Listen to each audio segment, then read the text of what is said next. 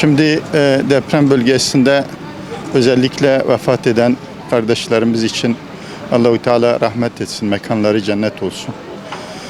Onlara şehitler makamını bahşetsin inşallah. Yaralı kardeşlerimiz için acil şifalar diliyorum. Özellikle mağdur olmuş olan kardeşlerimizin bir an önce yardımlarla, bu teselli yardımlarıyla ve özellikle de yerleşme konusunda inşallah bir an önce bir adım atılır ve yerleştirilir. Ben Antep'ten başladım. Nur Dağı'ndan geçtik. Nur Dağı'nı dolaştık. Özellikle Sakçagözü köyüne gittik. Orada birkaç mağdur aileyi ziyaret ettik. Çadırlara gittik. Yani şimdi orada özellikle benim görmüş olduğum husus mağdur olmuş, ailesinden ölüler olan insanların o âli cenaplığı, o misafirperverlikleri, çadırda olmalarına rağmen bize çay yetiştirme, ikramda bulunma gayretlerini gördüm. Özellikle bu bana çok dokundu.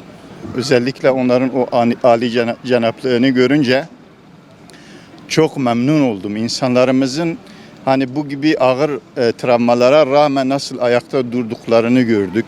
Nasıl teselli bulduklarını gördük. Özellikle yıkımları gördüm, çok etkilendim. Ama şurası da önemli. Mesela bazen kimi binalar yıkılmış, enkaza dönüşmüş. Hiçbir şey kalmamış. Bütün katlar üst üste binmiş.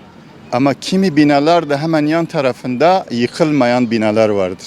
Şimdi burayı kurcalamak lazım. Bana göre o yıkılan binanın ve yıkılmayan binayı karşılaştırmak lazım. Ve buna göre adım atmak lazım. Yani bizim için sonrası önemli.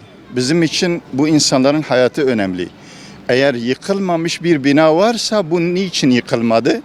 Bunun tespitini yapmak ve o yıkılan binanın niçin yıkıldığını tespit edebilmek lazım. Bu da hükümetlerin işidir. Ve bunu tespit edip önümüzdeki süreçte bu deprem bölgesinde insanlarımızı kaybetmeme adına elimizden ne geliyorsa onu yapmak gerekiyor. Ve özellikle de bu bölgede mağdur olmuş olan insanları ayağa kaldırma konusunda elimizden gelen gayreti göstermemiz lazım. Elhamdülillah biz bunu halkımızda, milletimizde gördük. Ve ben özellikle Japonya'dan gelmiş olan bir ekibin ifadesiyle söylüyorum. Kendisi bir gazeteci şunu diyor.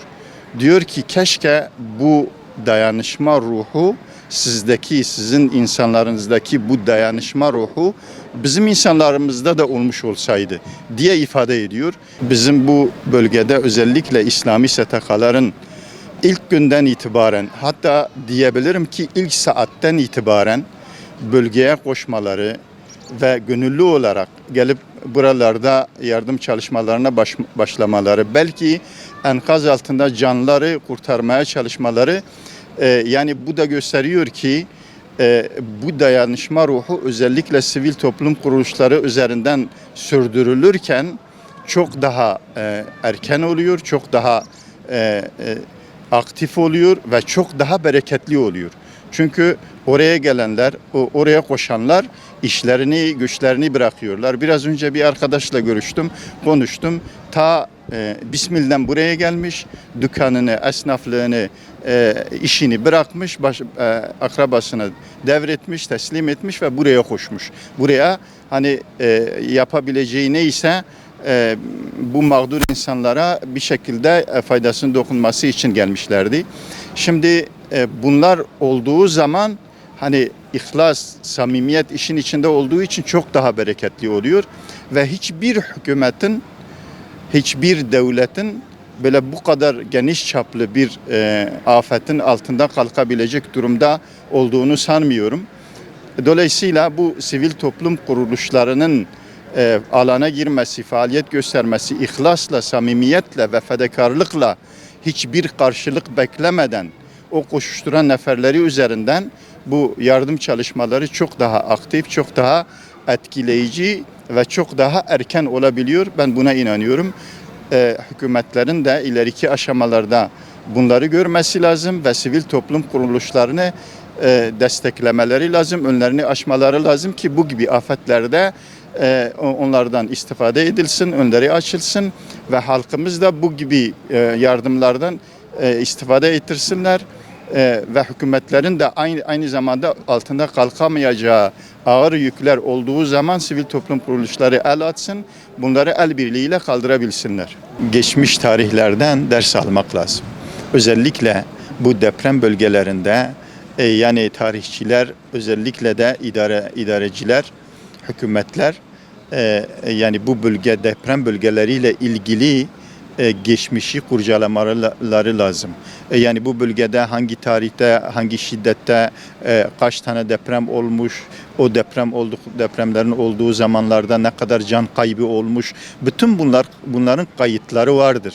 Ve bu kayıtlardan, bu kitaplardan belki tarihten alınıp özellikle ülkeyi idare eden insanların gözlerinin önünde hep durması lazım.